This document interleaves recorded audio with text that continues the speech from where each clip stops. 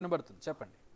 జ్యోతిష్య శాస్త్రం అనేది ఖచ్చితంగా దాన్ని అవలంబించిన ఆవశ్యకత ఉన్నది. ప్రతి ఒక్కరి యొక్క మనుగడపై ఈ జ్యోతిష ప్రభావం అనేది సూచిస్తుంది. కాకపోతే జ్యోతిష శాస్త్రం అనేది ఖచ్చితమైనటువంటి శాస్త్రం. అది శాస్త్రంలో లోపమే. ఇప్పుడు వ్యవస్థాపక దినం తీసుకోవాలి, అలాగే ఎలక్షన్ కమిషన్ ఏదైతే డేట్ డిక్లరేషన్ చేసిందో ఆ డిక్లరేషన్ డేట్ కి ఈ వ్యక్తి యొక్క జాతకం అనుసంధానం చేసి పార్టీ ఆవిర్భావం ఎప్పుడైతే అయిందో ఆ వ్యక్తి యొక్క జాతకం పార్టీ ఆవిర్భావానికి ఎలక్షన్ డేట్ కి నామినేషన్ ప్రకారంగా ముహూర్త నిర్ణయం అనేది కూడా ఇవన్నీ కూడా సూచనలో చేసుకోవాలండి. ఖచ్చితమైన డేటా తీసుకుని వాళ్ళ యొక్క పాత ఏవైతే ఉన్నాయో ప్రీవియస్ పాస్ట్ ప్రజెంట్ కరెక్ట్ చేసుకుని ఫ్యూచర్ గురించి మనం మాట్లాడాలి. అది జ్యోతిష శాస్త్రం యొక్క జ్యోతిష్కుడు యొక్క లక్షణం. అది గతంలో 2004 నుంచి ఈ రోజు వరకు కూడా చెప్పినటువంటి ప్రిడిక్షన్స్ ఏవైతే ఉన్నాయో సూచనీయప్రాయంగా చెప్పింది. తెలంగాణ రాష్ట్ర ఆవిర్భావంలో కూడా ఒకే రాష్ట్రము 2 భాషలు అని చెప్పేసి ఆ రోజు చేయడం జరిగింది. తక్షణమే ఆ రోజు సాయంత్రమే డిక్లేర్ చేశారు కాంగ్రెస్ ప్రభుత్వం ఆ టైంలో. కాబట్టి రాష్ట్ర ముఖ్యమంత్రి గారికి మరణ సంభవం సూచన అని చెప్పి సూచించడం జరిగింది. అది జరిగింది. కాబట్టి రోసయ్య గారు ముఖ్యమంత్రిగా ఉన్నప్పుడు కూడా తక్కువ కాలంగా ముఖ్యమంత్రిగా ఉంటారు అని చెప్పేసి చెప్పడం జరిగింది. ఇది కూడా వాస్తవమే. కాబట్టి జ్యోతిష్ శాస్త్రం అనేది ఖచ్చితమైన శాస్త్రం అండి. ఈ రోజున కూడా తెలుగుదేశం పార్టీ ఈ రోజున ఏదైతే అనూహ్యమైనటువంటి ఇది సంభవించిందో, ఒకటి ఏంటంటే ఆ పార్టీ ఆవిర్భవించినటువంటి లగ్నం ఏదైతే ఉందో అది కర్కాటక లగ్నం, మకర రాశి అయింది. 12/5/2024 వరకు కూడా ఆ దశ యోగించదు అని చెప్పేసి గతంలో ఎలక్షన్ ముందు చెప్పడం జరిగింది. అయితే ప్రస్తుతం ఉన్నటువంటి గురు మహర్దశ కుజభుక్తిలో ఉండటం వల్ల 12/5/2024 తర్వాత కుజ అంతరంలో చంద్ర శుక్రుల గ్రహ ప్రవృత్తం వల్ల ఖచ్చితంగా ఈ పార్టీకి లాభం చేకూరుతుందని చెప్పేసి ప్రముఖ ఛానల్స్ లో చెప్పడం కూడా జరిగింది.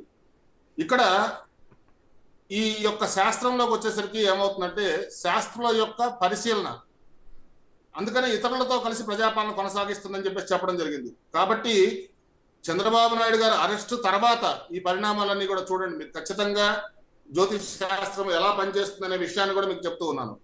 పవన్ కళ్యాణ్ గారు బీజేపీతో చేసినటువంటి సంయోగం కానివ్వండి, పురంధేశ్వరి గారు బీజేపీ అధ్యక్షురాలు కావడం కానివ్వండి, ఇవన్నీ కూడా కలిసి చంద్ర శుక్రుల గ్రహ ఫలితం వల్ల ఖచ్చితంగా ఈ పార్టీకి లాభం చేకూరుతుందని చెప్పడం జరిగింది. ఇతరులతో కలిసి కూడా ప్రజాపాలన కొనసాగిస్తుందని చెప్పడం జరిగింది. 18/4/2025 నుంచి కూడా ఈ రాహు అంతరం వల్ల కొన్ని అంతర్గత విభేదాలు ఈ కూటమి పార్టీల మధ్య అనేవి ఏర్పడతాయి. కాబట్టి ఇప్పుడు మీరు అడుగుతున్నటువంటి విషయానికి ఏదైతే వచ్చిందో 2029 వచ్చే ఎన్నికల లోపు కూడా దేశ రాష్ట్ర రాజకీయాల్లో కూడా పెను మార్పులు సంభవించేటట్టుగా మనకి మార్పులు గోచరిస్తూ ఉన్నాయి. అంటే ఎలాంటివి సార్? ఎలాంటివి అంటే ఇప్పుడు ఈ ఎలక్షన్ మనం తీసుకున్నప్పుడు 13 మే 2024 ఎలక్షన్స్ జరిగాయి. ఈ రోజున 4/6/2024 ఈ ప్రజా తీర్పు అనేది మనకి బయటకు వస్తూ ఉన్నది. ఇక్కడ ఖచ్చితంగా మనం చంద్రబాబు నాయుడు గారి జాతకాన్ని కనుక మనం ఆ సమయాన్ని మనం పరిశీలన చేసుకుంటే ఖచ్చితంగా 13వ తారీఖేనండి. చూడండి జ్యోతిషం ఎంత ఖచ్చితం అనేది నేను ఇప్పుడు చెప్తున్నాను మీకు. శాస్త్రం ఎంత ఖచ్చితం అనేది. వారికి చంద్రబాబు నాయుడు గారికి బుధ మహర్దశలో కేతు అంతర్దశ జరుగుతూ ఉన్నది. 13/5/2024 ఎన్నికల రోజే ఆ చంద్రగ్రహ ప్రభావం వల్ల విజయ అవకాశాలని ఉన్నాయని సూచించడం జరిగింది. 4/6/2024 కూడా ఈ బుధగ్రహ ఫలితం ఏదైతే ఉందో ఆ యొక్క గొప్ప విజయాన్ని సాధిస్తారని చెప్పడం జరిగింది. ఖచ్చితంగా సాధించారు. కాబట్టి ఈ త్రిముఖ పార్టీల కలయికచే పార్టీకి బలం చేకూరే అవకాశం ఉందని సూచించడం జరిగింది. వైసీపీ ఇంత ఘోర వైఫల్యానికి సంబంధించి వాళ్ళ రాశులు ఏ విధంగా ఉన్నాయి అంటే వాళ్ళు కూడా ఎక్స్పెక్ట్ చేయలేదు ఈ స్థాయి ఓటమి. ఎవరిది? వైఎస్ఆర్సీపీ. ఎస్, ఖచ్చితంగా దాని గురించి కూడా నేను చెప్తానండి. వైఎస్ఆర్సీపీ వ్యవస్థాపక దినాన్ని చూసుకుంటే 2011 మార్చి 12వ తారీఖున ఇది ప్రారంభించడం జరిగింది.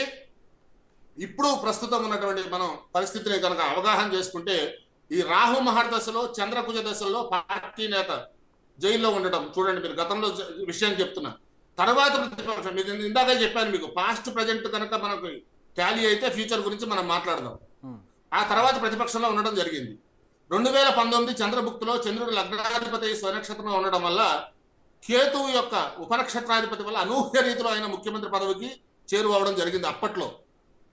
ప్రస్తుతం ఇప్పుడు ఉన్నటువంటి పరిస్థితిలో గురుదశ శని భుక్తి, గురువు ఉపనక్షత్రాధిపతి అవడం వల్ల కేవలం ప్రతిపక్ష నాయకుడిగా రావడం జరుగుతుంది అని చెప్పి సూచించడం జరిగింది. ఇక్కడ అష్టమం కుంభంలో రవి కుజుల స్థితిలో ఉండడం వల్ల రాష్ట్రాన్ని ఆర్థిక ఇబ్బందులకు గురి చేయడం కూడా జరిగింది.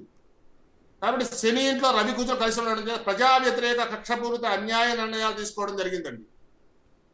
శని ప్రస్తుతం మకర రాశిలో ఉండటం వల్ల ఈ దశమాధిపతి ఎవరైతే ఉన్నారో ఆయన కుజులతో కలవడం వల్ల ప్రజాదరణ కోల్పోవడం అనేది జగన్మోహన్ రెడ్డి గారికి జరిగింది ఇక్కడ. ఎందుకంటే పార్టీ ప్రారంభించిన విషయాన్ని నేను చెప్పడం జరుగుతోంది. అందుకనే అక్రమ మార్గాల్లో ప్రయత్నించినప్పటికీ కూడా ఫలితం అనేది దక్కకుండా పోయింది. ఇక్కడ ముఖ్యంగా జగన్మోహన్ రెడ్డి గారికి ఈ సంవత్సరంలో మనం చూసుకుంటే 7/5/2024 నుంచి 18/10/2024 వరకు కూడా ప్రతిపక్ష నాయకుని హోదా లభించడం అనేది సూచిస్తూ ఉంది. శని కుమ్మంలో గోచరించడం వల్ల ప్రతిపక్ష హోదా కూడా లేదు సార్, ఇప్పుడు ఉండే పరిస్థితి కనపడలేదు. ప్రతిపక్ష హోదాలో ఉండడం సూచిస్తోందన్న. కాబట్టి అటువంటిది కూడా కోల్పోయాడంటే పార్టీ ఆవిర్భావ దినాన్ని దృష్టిలో పెట్టుకుని ఏదైతే ఉందో ప్రమాణ స్వీకార ముహూర్తంలో కూడా కొన్ని దోషాలు ఉన్నాయి. అందుకనే మేము ఏమవుతుందంటే ఎనలైజేషన్ ఏదైతే జర్నలిజంలో మీ యొక్క మీడియా పాత్ర ఎలా అయితే దాని ప్రాతిపదికని బేస్ తీసుకుని మూవ్ అవుతూ ఉంటుందో అలాంటి యొక్క నిర్ణయాల్లో గతం ఏదైతే ఉందో ఆ time correction is more important in astrology. Astrology అనేది ఒక ఖచ్చితమైన శాస్త్రం అండి. ఇది వేదంలోని అంగం, వేదాంగమైనటువంటి జ్యోతిష శాస్త్రం. కాబట్టి చాలా మంది ఏం చేస్తున్నారు అపహాస్యం పాలు కాకుండా ఒక ప్రశ్న, అంటే మీతో మాట్లాడే ముందే వేణుస్వామి ఒక ఆయనకు వీడియో వచ్చింది, మీరు కూడా విని ఉండొచ్చు, క్షమాపణ చెప్పారు ఆయన. ఇట్లా